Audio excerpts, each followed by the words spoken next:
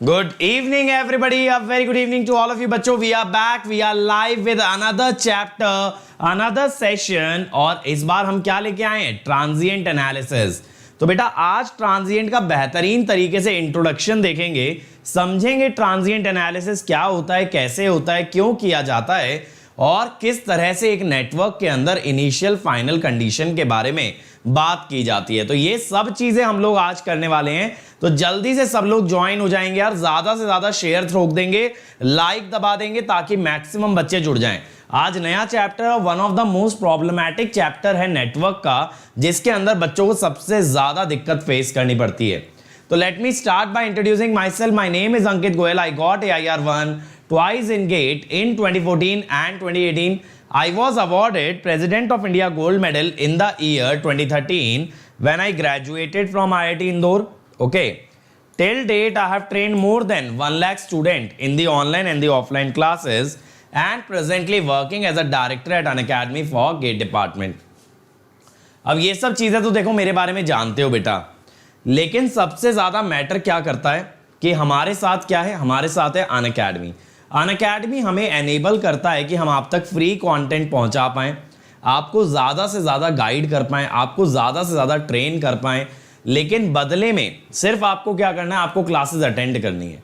Classes attend करते जाओ, बढ़िया तरीके से परफॉर्म करते जाओ और आपके लिए एक के बाद एक इनिशिएटिव आप देखोगे आते जाएंगे, आपको आगे से आगे बढ़ाते जाएंगे. इसके अलावा देखो बेटा, जो बच्चे आ सकते हैं उन्हें तो मैं ये रिकमेंड करूंगा कि वो प्लस पे आएं, क्योंकि यहां मिलेंगे इंडिया के सभी टॉप एजुकेटर के लाइव क्लास कॉम्प्रिहेंसिव के साथ क्रैश कोर्स. और ना सिर्फ इतना, आपको मिलेगा बेटा daily assignment, weekly quiz, test series, question bank और डाउट क्लियरिंग. ओके.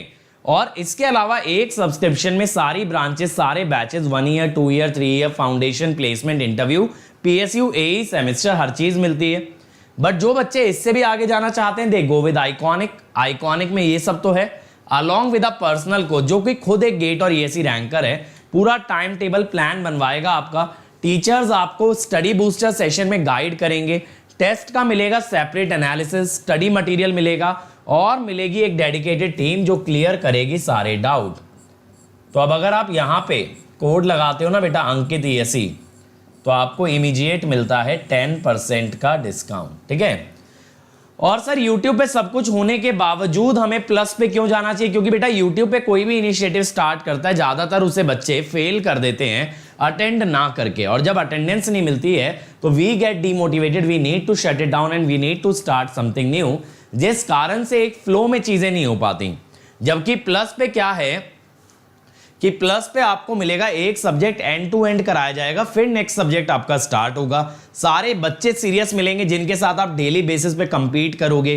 क्लासरूम वाला एनवायरनमेंट मिलेगा, गाइडेंस मिलेगी, ज्यादा क्वेश्चंस कराए जाएंगे, स्टडी मटेरियल मिलेगा, टेस्ट सीरीज मिलेगी. ये सारी चीजें एक्स्ट्रा होती हैं प्लस पे as compared to your YouTube. ठीक है. अब देखो एक नया बैच आज से स्टार्ट हो रहा है बेटा, और जो भी बच्चा आज तक ज्वाइन करेगा उसे 3 मंथ्स एक्स्ट्रा मिलने वाला है, ताकि वो गेट के साथ साथ गेट के बाद PSU और इंजीनियरिंग सर्विसेज की भी तैयारी कर पाए.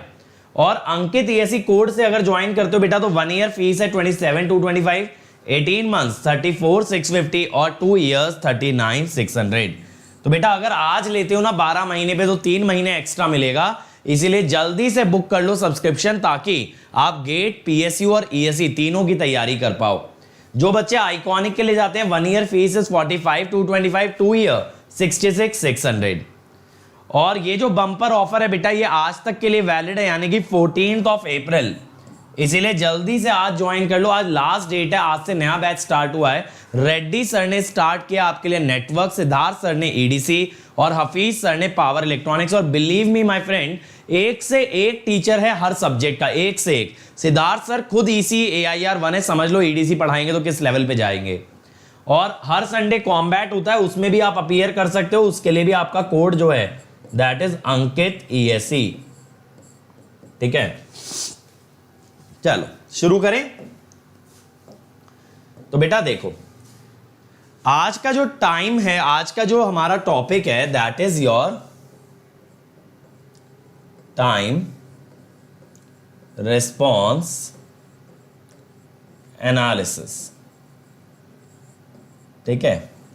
इसी का पार्ट होता है transient, but mainly we are talking about time response analysis. स्वास्थ्य बेटा नेटवर्क आप प्लस से करो, जल्दी खत्म होगा। यहां पे पहली बात तो गारंटी नहीं है कि पूरा हो पाएगा, यानी क्योंकि attendance day by day drop होती जा रही है, और दूसरी चीज है कि वहां पे थोड़ा सा फास्ट कवर हो जाएगा, यहां टाइम ज्यादा लगेगा। अब देखो time response analysis, time response analysis का क्या मतलब है कि when output of a network, when output of a network is represented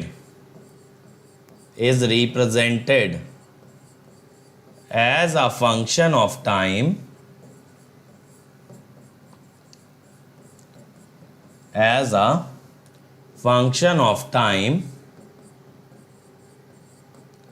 then it is said to be time response analysis. देखो टाइम रिस्पॉन्स का मतलब होता है जो भी आउटपुट है ना, रिस्पॉन्स माने आउटपुट, वो टाइम का फंक्शन है, दैट इज टाइम रिस्पॉन्स। ऐसी फ्रीक्वेंसी रिस्पॉन्स की जब बात करते हैं तब जो फंक्शन होता है, जो आउटपुट होता है ना, that is a function of frequency. तो यहां पे it is a function of time and there it is function of frequency, so that is the time response analysis, that is your time response analysis। तो अगर बेटा अगर आप output को लिखते हो c of t, अगर आप आउटपुट को लिखते हो c of t, तो इसके अंदर ना दो पार्ट होते हैं, ट्रांजिएंट प्लस स्टेडी स्टेट। अब ये ट्रांजिएंट सीटी क्या होता है? सीटी कहलाता है ट्रांजिएंट रिस्पॉन्स। क्या कहलाता है भाई? Transient response. और सीएसएस क्या कहलाता है? Steady state response. सर ये क्या चीज है ट्रांजिएंट और स्टेडी स्टेट? देखो ट्रांजिएंट रिस्पॉन्स का बेटा बेसिक मतलब ये होता है whatever response is temporary, यानी जो आज है कल नहीं है, that is the transient। और steady state जो eventually मिलेगा आगे जाके, finally जो आपको response मिलेगा, that is the steady state response। तो transient क्यों आता है? देखो क्या होता है, जैसे ऐसा सोचो, चलो मैं आप ही लोगों का एग्जाम्पल लेता हूं। मान लो हम बात करें कि एक लड़के की कोई गर्लफ्रेंड है, एक रिलेशनशिप में है लड़का, ठीक है। तो अब वहां पे क्या होगा, मान लो किसी कारण से फाइट हो गई, अचानक से लड़ाई हो गई, तो क्या होगा? मूड ऑफ हो जाएगा, लड़का सबसे बात करना बंद कर देगा, हमारा भाई है ना, जैसे हमारा अभिनव है, अभिनव सबसे बात करना बंद कर दिया, गर्लफ्रेंड से लड़ाई हो गई, ना घर पे कॉल कर रहा है ना कुछ भी कर रहा है। तो ये है ट्रांजिएंट। क्यों आया? क्योंकि सडन चेंज आया ना लाइफ में सडन चेंज आया, एक फाइट हो गई, तो ये हुआ ट्रांजिएंट। ट्रांजिएंट क्या हुआ? अभिनव का रिस्पॉन्स, अभिनव ने क्या किया इस लड़ाई के होने पे, दैट इज ट्रांजिएंट। लेकिन इवेंचुअली दोनों का पैचअप हो जाएगा, फिर अभिनव नॉर्मल हो जाएगा, फिर हमारी क्लास में आने लगेगा, है ना, फिर अपने डाउट पूछने लगेगा, वो है स्टेडी स्टेट जो फाइनली होने वाला है। तो बेटा क्या होता है, जब किसी भी सिस्टम के अंदर कुछ भी अचानक से बदलाव आता है, कुछ भी अचानक से चेंज आता है, तो कुछ समय के लिए उसका रिस्पॉन्स बदल जाता है, वो रिस्पॉन्स कहलाता है ट्रांजिएंट। और फाइनली जब सब कुछ सही हो जाता है, फाइनली सिस्टम सेटल हो जाता है, तो जो रिस्पॉन्स आता है उसे हम क्या कहते हैं? Steady state. समझ में आया दोनों में क्या मतलब है ट्रांजिएंट और स्टेडी स्टेट का? तो एक पॉइंट ये लिखो, transient response is the temporary response. Transient response is the temporary response of a system due to sudden changes in a system, Next point, when the system finally settles down, when the system finally settles down to a value, the response is said to be steady state response. The response is said to be steady state response. तो देखो यहां पे तात्पर्य ये है इस बात का कि अगर बेटा आप इनफाइनाइट टाइम पे देखेंगे तो आउटपुट आपका क्या आने वाला है, स्टेडी स्टेट। यानी फाइनली जो आपको आउटपुट मिलेगा that will always be steady state. तो आप ये कह सकते हो ना कि t टेंडिंग टू इंफिनिटी पे जाके ये ट्रांजिएंट वाला जो पार्ट है दिस बिकम्स जीरो। तो ट्रांजिएंट्स इवेंचुअली डाई आउट,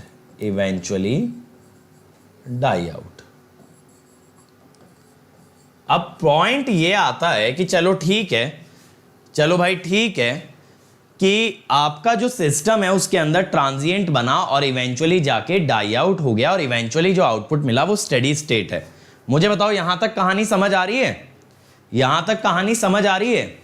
तो मैंने आपको एक रियल लाइफ एग्जांपल देके बताया कि ट्रांजिएंट और स्टेडी स्टेट का प्रैक्टिकल सिग्निफिकेंस क्या होता है। अब बेटा मेरे दिमाग में एक क्वेश्चन ये आना चाहिए इस पॉइंट पे कि सर ये ट्रांजिएंट पैदा क्यों हुआ? भाई सिस्टम शुरू से ही सेटल्ड रहता, बाद में भी सेटल्ड रहता और ट्रांजिएंट हुआ भी, तो इसकी बात अभी क्यों हुई? ट्रांजिएंट कैसे आ गया एक सिस्टम के अंदर? अब एक चीज सोचो, क्या हुआ कि सिस्टम में जब कभी सडन चेंज आया तो सिस्टम को आदत नहीं थी सडन चेंज की। यानी जब अभिनव की अपनी गर्लफ्रेंड से लड़ाई हुई तो उसे आदत नहीं है रोज लड़ने की, तो उसके लिए कुछ नया था, उसके लिए कुछ अचानक से चेंज आया था। तो बेटा जब अचानक से चेंज आता है तो सिस्टम उस चेंज को अपोज करता है, उसके साथ एकदम ना एडजस्ट नहीं हो पाता। अब जैसे मान लो कि आप लोग जब कॉलेज गए होंगे, हॉस्टल की लाइफ बहुत सारे बच्चे जिए होंगे, तो एकदम से हम सेटल नहीं हो पाते घर के एनवायरनमेंट से हॉस्टल में जाकर के, है ना? सेटल होने में टाइम लगता है। अरे तो भाई वही तो है ट्रांजिएंट। तो basically what is transient? The system can not adjust to sudden changes immediately. It takes a certain time and during that time the response is called as transient. देखो क्या होता है यार, मैं आपको एक एग्जांपल दूं। जब शुरू में मुझे, अगर मैं चलो आपको अपनी लाइफ से एग्जांपल दूं ना, जब बचपन में हम पहली बार स्कूल जाते हैं, मैं जब स्कूल गया था मेरी मम्मी मुझे बस में बिठा के गई थी, तो आई क्राइड अ लॉट, मतलब बहुत ज़्यादा रोया मैं। क्यों रोया बहुत ज़्यादा? क्योंकि भाई आदत नहीं थी ना मम्मी पापा से दूर जाने की, घर से दूर जाने की। अब बस में अजनबी बच्चों के बीच में बैठ के जा रहा हूँ, तो ये क्या हुआ, ये सडन चेंज आया लाइफ के अंदर। ठीक, अब स्कूल में फ्रेंड्स के साथ, बच्चों के साथ सेटल होने में, फ्रेंड्स बनाने में जो टाइम लगा, उस दौरान जो मेरा बिहेवियर था वो क्या कहलाएगा? ट्रांजिएंट। अब उसके बाद एक बार मैं सब में जब सेटल हो गया तो that will be your steady state. समझ रहे हो? तो एक सिस्टम क्या बिहेव करता है, कैसे बिहेव करता है जब सडन कोई चेंज आता है, उसे हम क्या कहते हैं? ट्रांजिएंट। तो हम ये कह रहे हैं कि ट्रांजिएंट बेसिकली क्यों आया? क्योंकि सिस्टम को आदत नहीं थी सडन चेंज की, सिस्टम उस सडन चेंज के साथ इमीडिएटली एडजस्ट नहीं कर पाया, इसीलिए ट्रांजिएंट आया। और इस प्रॉपर्टी को हम कहते हैं इनर्शिया। क्या कहते हैं? इनर्शिया। समझ रहे हो? तो इनर्शिया जब हम कहते हैं तो इनर्शिया क्या होता है? Opposition to the change of state. तो कोई भी सिस्टम नहीं चाहता कि उसकी स्टेट बदली जाए, इस प्रॉपर्टी को इनर्शिया कहते हो। तो जब आप स्टेट बदलते हो तो पूरी जान लगा देता है उसे अपोज करने में, और उस कारण से जब तक वो उसे अपोज करता रहेगा दैट विल बी ट्रांजिएंट। और जब वो मान लेगा भाई अब कुछ नहीं होना ना, अब कुछ नहीं होना, तो that will be steady state. ऐसे सोचो, एक और एग्जांपल देता हूं। सरकारी पॉलिसी आती है, जैसे एक एग्जांपल ले लो, अभी बोर्ड्स के एग्जाम सरकार ने बोल दिया भाई बोर्ड होगा। अब सिस्टम में हमारे स्टूडेंट हैं, तो हमारे स्टूडेंट ने क्या किया? उस चेंज को, उस अनाउंसमेंट को अपोज किया। अब बच्चे पहले तो क्या करते हैं, सरकार की कोई भी पॉलिसी आती है पूरी जान लगा लेंगे उसे अपोज करने में। और जब 10 दिन बाद 15 दिन बाद सरकार की तरफ से कोई रिस्पॉन्स नहीं आएगा या चीजें चेंज नहीं होंगी तो क्या होगा, दे विल सेटल डाउन, वो मान लेंगे चलो भाई अब जो है सो है, क्या कर सकते हैं, है ना। तो ऐसा यानी कि फाइनली सिस्टम ने जब अपोज करना बंद कर दिया तो दैट इज स्टेडी स्टेट, और जब तक अपोजिशन चला तो दैट इज ट्रांजिएंट। ठीक है, दैट इज ट्रांजिएंट। अब ऐसे ही एक एग्जांपल लो यार, मान लो ये पेन मैंने रखा इस पे, ठीक है, डब्बी पे, अब इस पे मैंने फोर्स लगाया, देखो मैंने इसको इंपल्सिव फोर्स दिया ऐसे, तो ये सरका तो वो ट्रांजिएंट था, लेकिन फाइनली ये रुक गया, that is it's steady state. Feel आ रहा है ट्रांजिएंट और स्टेडी स्टेट का, बताओ फील आ रहा है कि नहीं आ रहा है। तो ये पॉइंट लिखना, transients occur in a system, transients occur in a system due to its inertia. ठीक है, transient occur in a system due to its inertia, which is the property of a system, which is the property of a system to oppose sudden change, to oppose sudden change. ठीक है, so whichever system has inertia, whichever system has inertia will exhibit transient response, will exhibit transient response. अब बात आती है, चलो sir जग जहान की जगत की बातें हो गई, यहां नेटवर्क कैसे रिलेट होगा।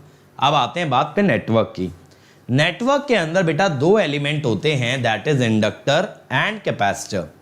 Inductor opposes the change in current whereas capacitor opposes the change in voltage. और मैंने आपको इसका बेसिक फंडामेंटल भी बताया था, एक्चुअली इंडक्टर फ्लक्स के चेंज को अपोज करता है और कैपेसिटर चार्ज के, but flux is proportional to current, charge is proportional to voltage, तो हम कह देते हैं inductor opposes the change of current and capacitor opposes the change of voltage. तो यानी ये भी अपनी स्टेट के चेंज को अपोज कर रहे हैं। तो ये अगर अपोज कर रहे हैं तो इन एलिमेंट्स के अंदर क्या है, इन एलिमेंट्स के अंदर क्या है, इनर्शिया है। और बेटा अगर एलिमेंट में इनर्शिया है, यानी जहां कहीं L और C वाले एलिमेंट आ गए और आपने नेटवर्क में किया सडन चेंज, तो क्या बनेगा, ट्रांजिएंट। तो क्या बनेगा, transient.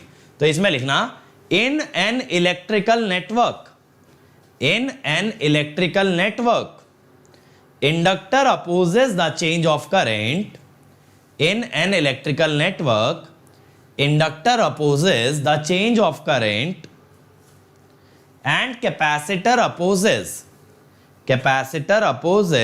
the change of voltage, capacitor opposes the change of voltage. So these two elements have inertia, these two elements have inertia, full stop। अगला पॉइंट बनाओ, in a network containing L or C, in a network containing L or C, whenever there is a sudden change, whenever there is a sudden change, these elements oppose the sudden change, these elements oppose the sudden change and transient response is observed, and transient response is observed।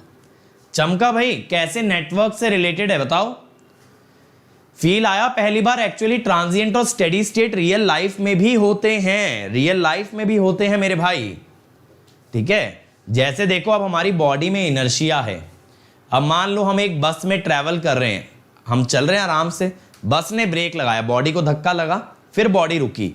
ये जो धक्का लगा ये था transient, और जो body finally रुक गई that is the steady state. क्यों हुआ ऐसा, क्योंकि मेरी बॉडी में इनर्शिया था, मैं सडन चेंज को, सडनली जो ब्रेक लगे उसके साथ मेरी बॉडी एडजस्ट नहीं कर पाई, तो मेरी बॉडी में क्या देखने मिला, ट्रांजिएंट देखने मिला। और जब फाइनली ये रुक गई तो क्या बन गई, steady state.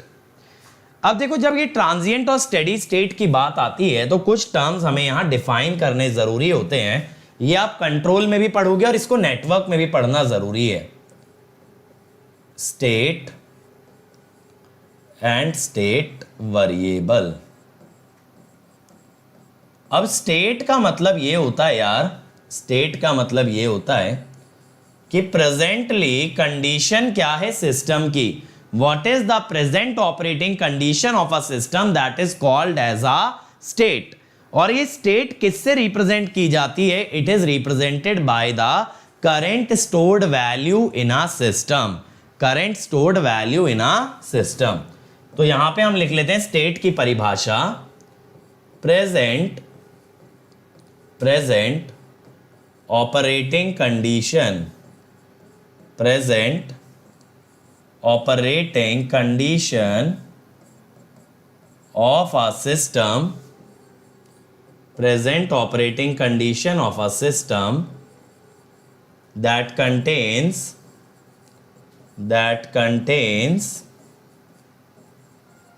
energy storage elements, that contains energy storage elements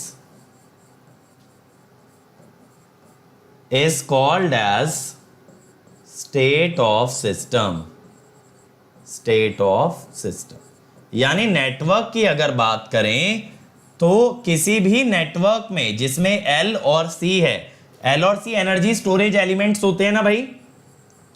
inductor store करता है एनर्जी मैग्नेटिक फील्ड में, कैपेसिटर स्टोर करता है इलेक्ट्रिक फील्ड में। तो वहां पे जो भी प्रेजेंट ऑपरेटिंग कंडीशन होगी उसे क्या बोलोगे, स्टेट ऑफ द सिस्टम। लेकिन ये ध्यान रखना, ये सिर्फ उन नेटवर्क्स में डिफाइंड होगी जहां एनर्जी स्टोरेज एलिमेंट होंगे, यानी एल और सी। अब देखो, अभी तक हम जो नेटवर्क्स पढ़ रहे थे उसमें सिर्फ हम किसकी बात कर रहे थे, रेजिस्टेंस की। इसीलिए हमने अब तक ट्रांजिएंट की बात ही नहीं की, हमने स्टेट की बात ही नहीं की। तो state can not be defined for a resistive network, it does not have any storage element. ठीक है, तो state can not be defined, state cannot be defined for a resistive network, for a resistive network, as it does not have any storage element। ठीक है, इसीलिए अब तक हमने इन सब चीजों पे बात नहीं की। अब समझ आया पिछले चैप्टर्स के अंदर मैं क्यों स्टेट के बारे में बात नहीं किया, क्यों मैं ट्रांजिएंट के बारे में बात नहीं किया, क्योंकि कहीं पे भी स्टोरेज एलिमेंट थे ही नहीं, कहीं पे भी स्टोरेज एलिमेंट थे ही नहीं। इसीलिए बात किस पे की, जब हमारे नेटवर्क में क्या आना स्टार्ट हुए, एल और सी, एल और सी। समझ गए यहां तक बात को, यहां तक बात समझ आई। चलो भाई, अब बात ये आती है, सर ये स्टेट को डिफाइन कैसे करोगे, मतलब क्वांटिफाई कैसे करोगे। चलो दिमाग में हमारे लॉजिक क्लियर है। जैसे मान लो एक गाड़ी आप ड्राइव कर रहे हो, तो उस गाड़ी की जो स्पीड और उसकी डायरेक्शन है वो है उसकी प्रेजेंट स्टेट। समझ रहे हो, किस दिशा में जा रही है और कितनी तेजी से जा रही है, वो क्या कहलाएगी, उसकी स्टेट। चलो ये समझ तो आया। तो सर नेटवर्क में आप कैसे बताओगे कि स्टेट क्या है, क्या वैल्यू दोगे स्टेट को, या सिर्फ ये कंसेप्ट है इसकी वैल्यू नहीं होती। बेटा इसकी वैल्यू होती है, किसकी टर्म्स में होती है इसकी वैल्यू, स्टेट वेरिएबल की टर्म्स में। स्टेट वेरिएबल कौन से होते हैं, variables in a system that can not change instantly,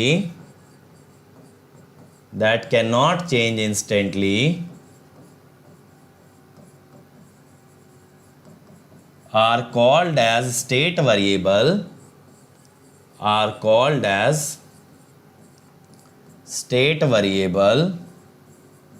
and represent state of a system,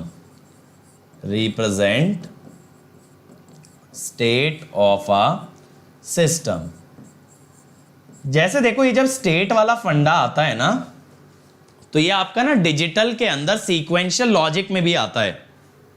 digital के अंदर जब सीक्वेंशियल सर्किट पढ़ते हो तो आप काउंटर्स की बात करते हो, आप रजिस्टर्स की बात करते हो।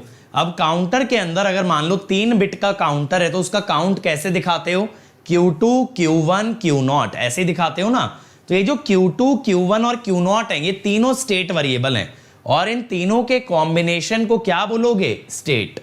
तो कहने का मतलब क्या हुआ? एग्जाम्पल समझना। एग्जाम्पल इन अ 3-बिट काउंटर। देख रहे हो चीजें कैसे रिलेटेड है? नेटवर्क डिजिटल कंट्रोल यहां आके जुड़ता है। इन अ 3-बिट काउंटर जो स्टेट होती है वो क्या है? ये सेट है, Q2, Q1, Q0 का एक सेट। और स्टेट वेरिएबल क्या है? स्टेट वेरिएबल क्या है? ये तीनों इंडिविजुअली स्टेट वेरिएबल हैं। यानी स्टेट वेरिएबल्स मिलकर के स्टेट बनाते हैं। अलग अलग देखो तो ये सारे क्या हैं? State variable. एक साथ देखो तो ये क्या है? स्टेट हैं। तो ऐसे ही अगर नेटवर्क की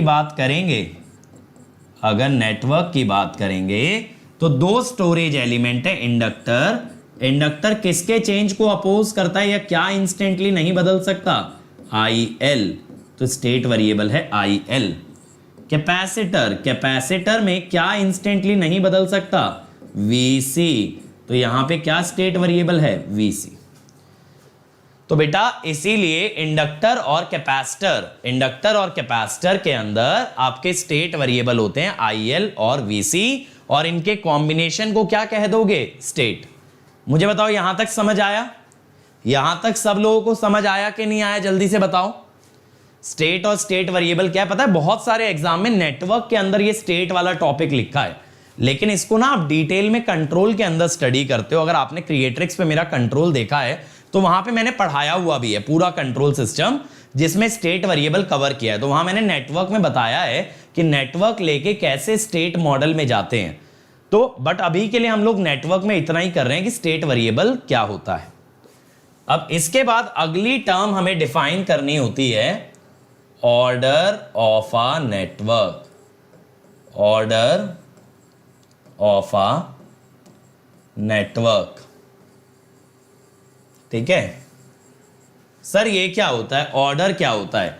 अब देखो मेरे भाई, जब आपका इंडक्टर और कैपेसिटर सिस्टम के अंदर आ गया तो इंडक्टर की वजह से LdI/dt बनेगा, कैपेसिटर की वजह से CdV/dt बनेगा। यानी अब नेटवर्क के अंदर डेरिवेटिव्स इन्वॉल्व होने वाले हैं। तो पहले जो आप नोडल और मैश की लीनियर इक्वेशन बनाते थे, अब लीनियर की जगह बनेगी डिफरेंशियल इक्वेशन। लीनियर की जगह क्या बनेगी इस बार? Differential equation. तो बेटा डिफरेंशियल इक्वेशन जो एक नेटवर्क के लिए आप फ्रेम करते हो, उसका जो भी ऑर्डर आता है that is the order of a network. That is the order of a network. तो ऑर्डर ऑफ अ नेटवर्क क्या है? It is the order of differential equation. Order of differential equation governing the system। ठीक है, system में जो differential equation बनाओगे उसके order को क्या बोलोगे? Order of a network. Order निकालने का एक और तरीका है, इट इज द, और ऐसे लिख लो, highest power of S transfer function के टर्म्स में अगर सोचो, it is the highest power of S in denominator of transfer function of a network.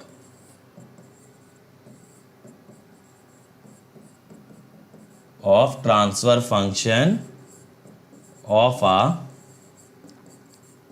Network. देखो जैसे एक सिंपल सी बात है ना, d²x/dt² आ रहा है, जब उसका लैपलास लोगे तो वो बनेगा s²xs। तो ऑटोमेटिकली जो d का ऑर्डर था, डेरिवेटिव का जो ऑर्डर था, वो s की पावर में चला गया, यानी d²x/dt² बन गया s²xs। तो d² से देखो तो भी ऑर्डर 2 है, s² से देखो तो भी उसका ऑर्डर क्या है? 2 है।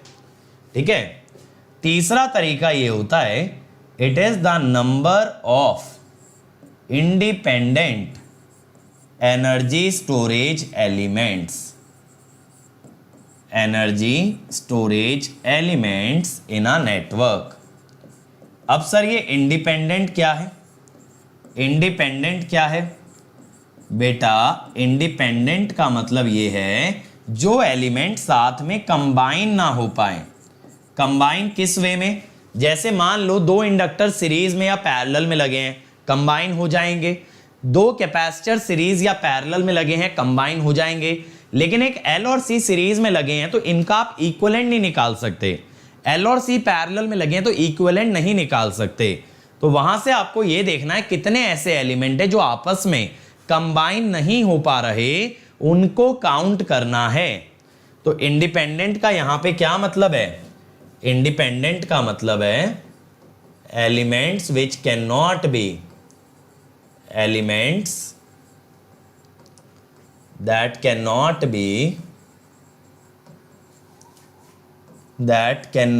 be combined to form a single element, to form a single element। ठीक है, तो इंडिपेंडेंट एलिमेंट का मतलब वही है जिनको जोड़ करके एक सिंगल एलिमेंट नहीं बना सकते। वो काउंट करोगे तो क्या मिलेगा? ऑर्डर मिलेगा एक सिस्टम का। ठीक है, एक नेटवर्क का। यहां तक बातें चमक रही है ना बढ़िया तरीके से? तो देखो अभी तक मैंने क्या बताया? मैंने टाइम रिस्पॉन्स एनालिसिस बताया, ट्रांजिएंट और स्टेडी स्टेट समझाया आपको बेहतरीन तरीके से। फिर मैंने आपको स्टेट और स्टेट वेरिएबल का आइडिया दिया, और अब हमने बात की है ऑर्डर ऑफ अ नेटवर्क की। अब बेटा देखो, ट्रांजिएंट जब हम शुरू करते हैं ना, तो इसका स्टार्टिंग पॉइंट क्या होता है? इसका स्टार्टिंग पॉइंट होता है इनिशियल एंड फाइनल कंडीशन, जिस पे आज मैं आपसे बात करने वाला हूं ना, इनिशियल एंड फाइनल कंडीशन।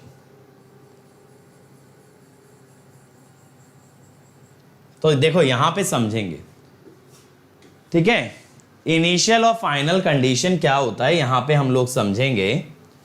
अब इनिशियल कंडीशन में क्या होता है? इनिशियल कंडीशन का मतलब है जब हम 0+ की बात करें। 0+ का मतलब क्या हुआ? मान लो कोई नेटवर्क एग्जिस्ट कर रहा है -∞ से इंफिनिटी तक, माने हमेशा से प्रेजेंट था। वो नेटवर्क हमेशा से प्रेजेंट था, जब से सृष्टि की रचना हुई तब से लेके आज तक वो प्रेजेंट है। तो बेटा लेकिन 0 पे आपने क्या किया ना, उस नेटवर्क में कुछ चुल कर दी, कुछ नेटवर्क में बदल दिया। अब नेटवर्क में जब आपने बदला तो हम यहां पे बात करेंगे 0 टाइम पे अगर चेंज आया तो एक वैल्यू हुई जस्ट बिफोर 0 और एक वैल्यू होगी जस्ट आफ्टर 0, जस्ट आफ्टर 0। तो इसे हम कहते हैं जो 0+ वाली वैल्यू है just after 0, that is called as the initial condition.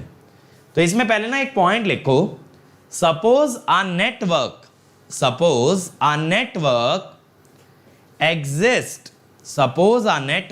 exist from t equal to -infinity to t equal to infinity, from t equal to -infinity to t equal to infinity, and we make a sudden change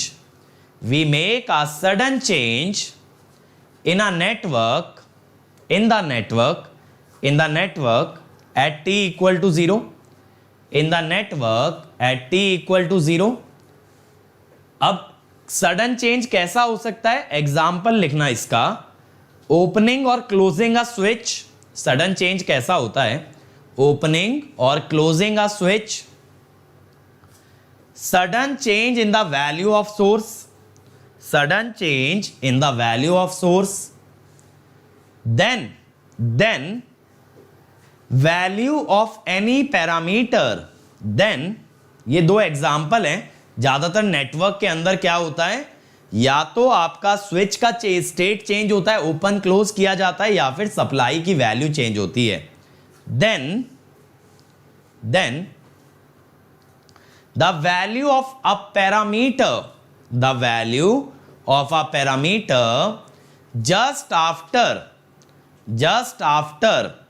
the sudden change, just after the sudden change, bracket में लिखना t equal to 0 plus, ऐसे दिखाते हैं, t equal to 0 plus, just after the sudden change यानी t equal to 0 plus is called as initial value, is called as initial value.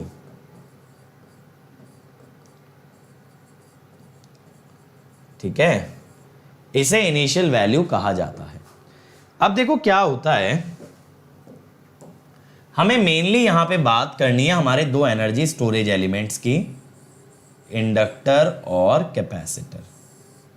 मान लो ये IL है और बेटा मैंने आपको दे दिया IL 0 प्लस इज I0। तो आप क्या कर सकते हो ना, t इक्वल टू 0 प्लस पे इंडक्टर को रिप्लेस कर सकते हो बाय अ करंट सोर्स। किससे रिप्लेस कर सकते हो? By a current source. लेकिन ये ध्यान रखना, दिस मॉडल, ये जो मॉडल है ये सिर्फ 0 प्लस पे ही एप्लीकेबल है। ऐसा नहीं कि 1 सेकेंड 2 सेकेंड 5 सेकेंड सब पे लगा दो, इसको सिर्फ किस पे लगाओगे? 0 प्लस पे। सेम वे में बेटा जैसे मान लो आपके पास कैपेसिटर है,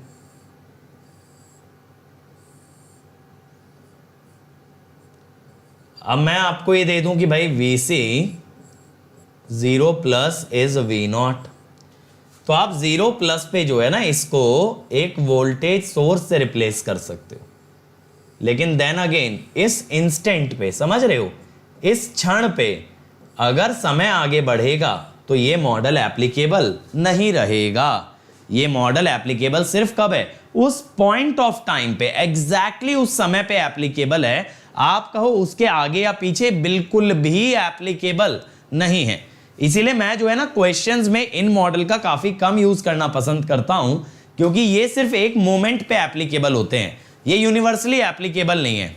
ठीक है, ये बात क्लियर है? चलो तो एक पॉइंट लिखो यार यहां पे, an inductor can be represented, an inductor can be represented by a current source. An inductor can be represented by a current source at t equal to 0 plus, at t equal to 0 plus, and a capacitor can be represented by, a capacitor can be represented by a voltage source. Capacitor can be represented by a voltage source. But these model are only applicable,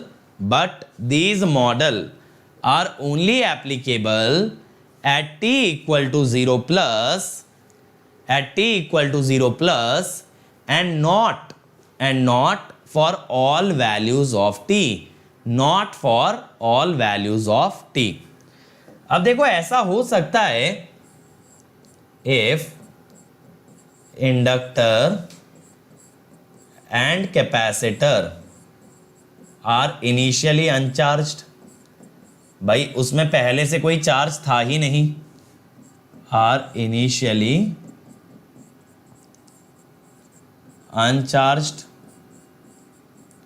तो इसका क्या मतलब है कि पहले से कोई current नहीं था इंडक्टर में, और ऐसे ही पहले से कोई वोल्टेज नहीं थी कैपेसिटर में। अगर बेटा करंट जीरो करोगे तो उसका मतलब क्या होता है? ओपन सर्किट होता है। तो लो ये आपका ओपन हो गया, ठीक है, ये हो गया ना ओपन सर्किट। वोल्टेज जीरो करने का मतलब क्या होता है कि भैया यहां पे शॉर्ट सर्किट हो रहा है ना, ये शॉर्ट सर्किट हो गया। तो यही होता है, आप जो पढ़ते हो ना किताबों में, इंडक्टर को इनिशियली ओपन, कैपेसिटर को इनिशियली शॉर्ट कर देते हैं, वो तब करते हैं when inductor and capacitor are initially uncharged. Current zero का मतलब ओपन, वोल्टेज जीरो का मतलब शॉर्ट। तो इसीलिए बेटर ये, अगर आप ये दिमाग में रखोगे कि करंट सोर्स और वोल्टेज सोर्स बनते हैं, तो अनचार्ज कंडीशन में वैल्यू जीरो करोगे तो ऑटोमेटिकली ओपन और शॉर्ट कंडीशन आ जाएगी। ये बात क्लियर हुई। अब हम आते हैं यार फाइनल कंडीशन पे। अब हम आते हैं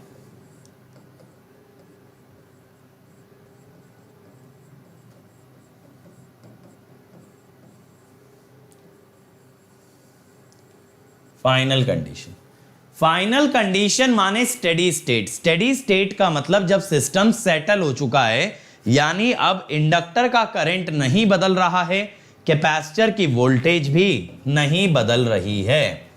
तो इसमें क्या है हमारा, system has finally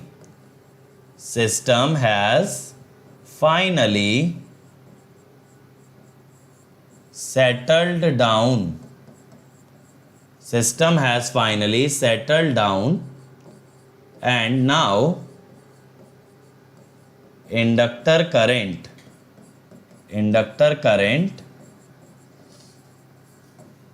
and capacitor voltage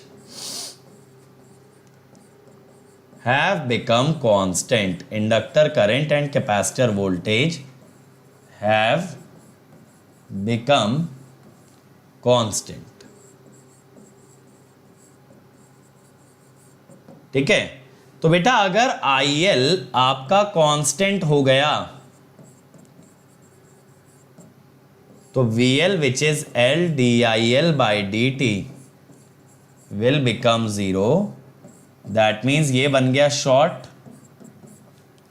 तो आप इंडक्टर को फाइनल कंडीशन में कैसे रिप्रेजेंट करते हो, एज शॉर्ट सर्किट।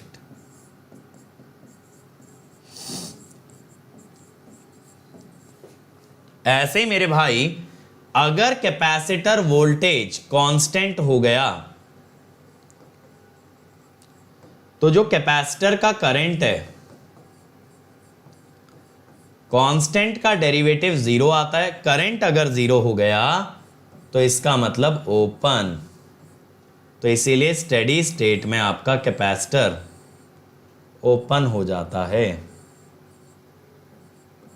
ठीक है, ये हो गया कैपेसिटर ओपन। अब बात ये आती है मेरे भाई, देखो अगर आपको ट्रांजिएंट पे कमांड पाना है तो थोड़ा सा बेटा विजुअलाइजेशन लगेगा। आपको पहली चीज ये समझनी होगी बंधु कि यहां पे इनिशियल और फाइनल जो टर्म्स हैं they are always relative with respect to each other. ठीक है, कैसे, देखो दिखाता हूं।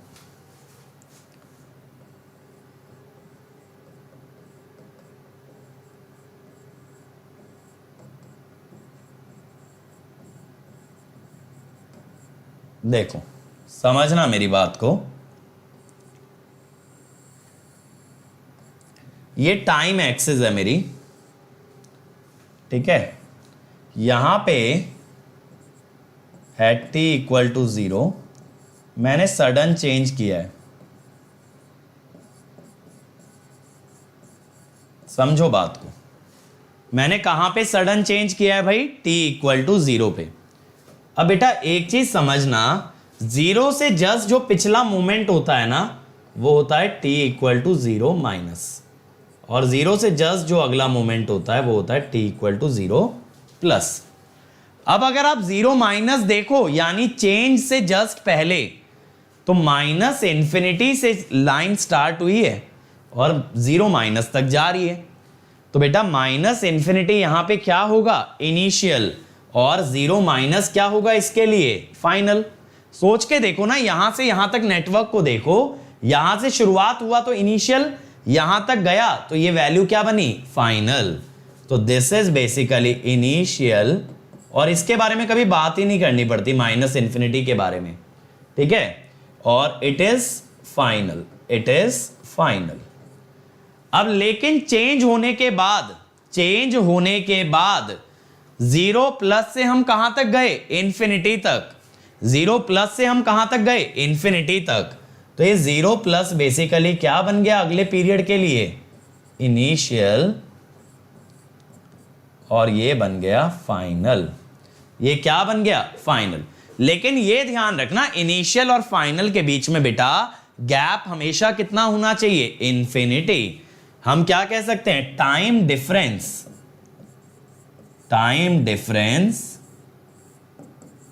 Between initial and final value should always be infinity।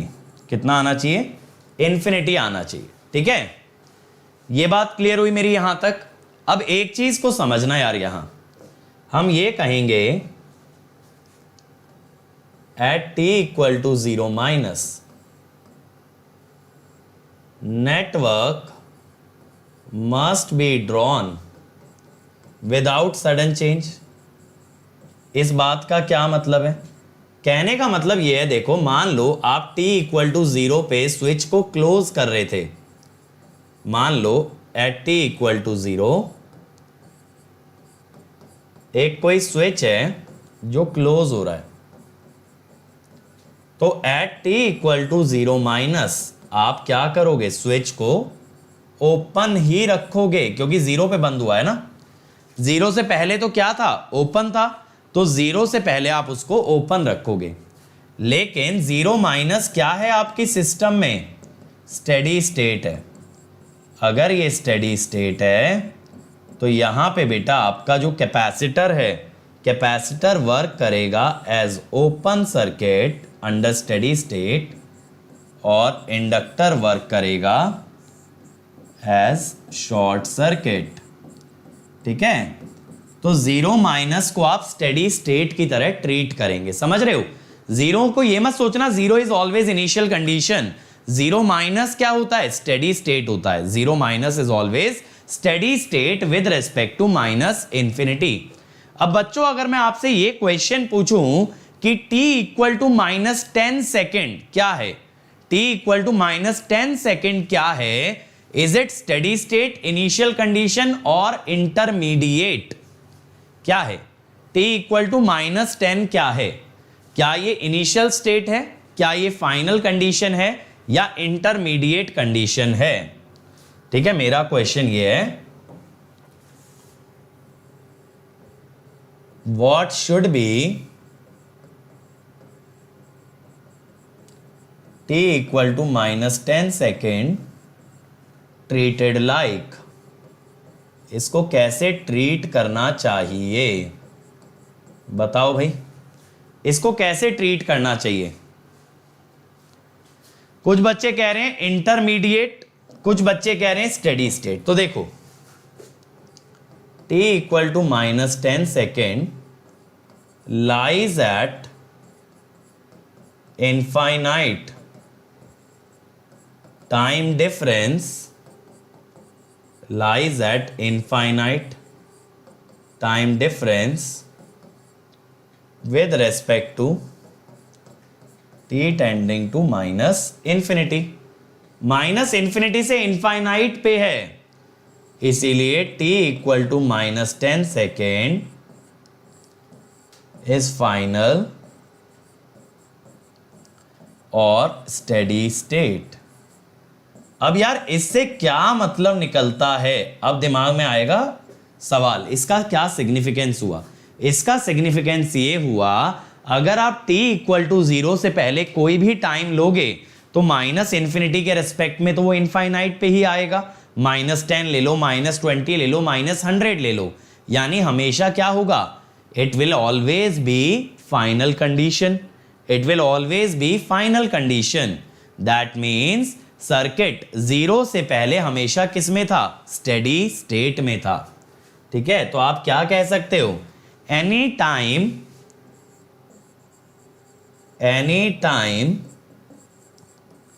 t not less than 0 lies at infinite distance from t tending to minus infinity and hence should be treated as final condition, so network is always in steady state for t less than 0। चमका भाई ये point.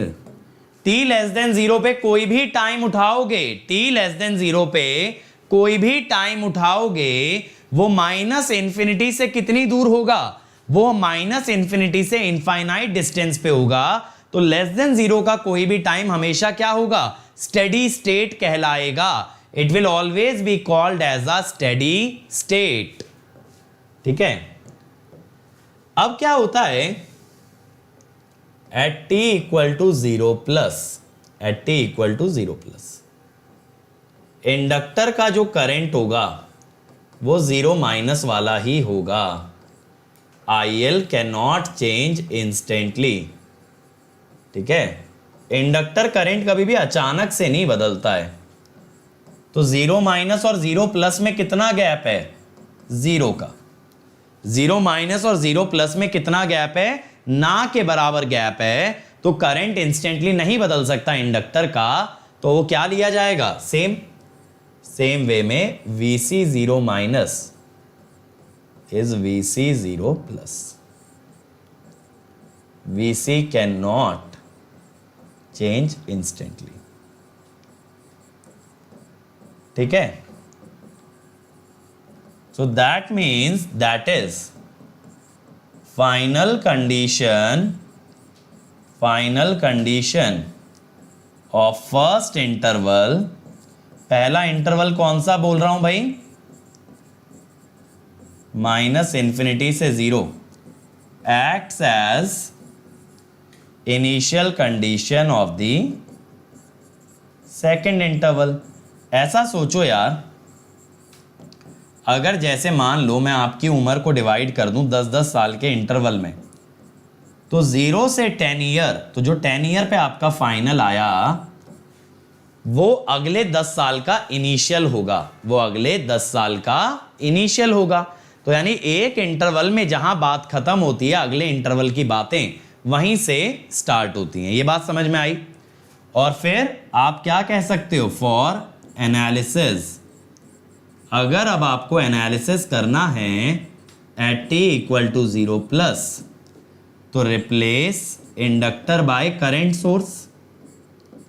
ये अभी मैंने दिखाया था ना, inductor current source बन जाता है and capacitor by voltage source. समझ आया? अब इंफिनिटी तो फिर से फाइनल कंडीशन ही है, उसमें तो कोई नई बात नहीं है। इंफिनिटी फिर से क्या है? फाइनल कंडीशन, यानी जहां इंडक्टर शॉर्ट होगा और कैपेसिटर ओपन होगा। ये पॉइंट क्लियर हो गए ना कि यहां पे बेटा कोई भी टाइम अगर आप देखोगे 0 से पहले अगर आप कोई भी टाइम देखोगे, it will always work as the steady state. यानी 0 से पहले आप ये कह सकते हो सर्किट में करंट और वोल्टेज कांस्टेंट रहेगा। 0 से पहले आपका करंट और वोल्टेज कांस्टेंट रहेगा। सही है? ये बात क्लियर हो गई? तो किसी भी नेटवर्क में अगर आपसे करंट और वोल्टेज पूछ ले बिफोर t इक्वल टू 0, तो आप स्टेडी स्टेट मान के क्या निकाल दोगे? करंट और voltage, and it will always be constant. ऐसे भी क्वेश्चन कराऊंगा मैं आपको आगे, ऐसे भी क्वेश्चन कराऊंगा, और मैं आपको डेफिनेटली बता रहा हूं बेटा, इतना बारीकी से ट्रांजिएंट के बारे में कोई बात नहीं करेगा कि -10 सेकेंड क्या होता है, -20 सेकेंड क्या होता है। They are always treated as the steady state. बातों को समझो। अगर ये टाइमलाइन को, ये टाइम एक्सेस को आपने विजुअलाइज कर लिया ना कि कौन सा पॉइंट इनिशियल और कौन सा फाइनल है, तो आपकी आधी समस्याएं खत्म हो जाएंगी ट्रांजिएंट के अंदर। बच्चों को पहले तो 0 माइनस 0 प्लस ही नहीं पल्ले पड़ता है। 0 माइनस में क्या है? स्टेडी स्टेट है। 0 प्लस में क्या है? इनिशियल कंडीशन है। बट इंडक्टर के लिए IL में 0 माइनस 0 प्लस सेम है, कैपेसिटर में VC के लिए 0 माइनस 0 प्लस सेम है। पॉजिटिव में क्या K होगा माने? ये तो तुम ही जान सकते हो, तुम्हारा सवाल क्या है। ये बात क्लियर हो गई। अब देखो एक क्वेश्चन, चलो क्वेश्चन कल कराऊंगा, क्वेश्चंस की प्रैक्टिस कल कराऊंगा। कल हमारा प्रैक्टिस सेशन रहेगा इनिशियल और फाइनल कंडीशन पे ही। तो आप क्या करोगे ना, आज का ये वाला जो वीडियो है इसको एक बार अच्छे से रिवाइज करोगे। जो भी नोट्स आपने अपनी कॉपी में नोट डाउन किए हैं उनको बहुत अच्छे से रिवाइज करोगे बेटा, और उसके बाद कल की क्लास अटेंड करोगे। तो एक काम करता हूं, आज का डिस्कशन मैं आपको समराइज करा देता हूं।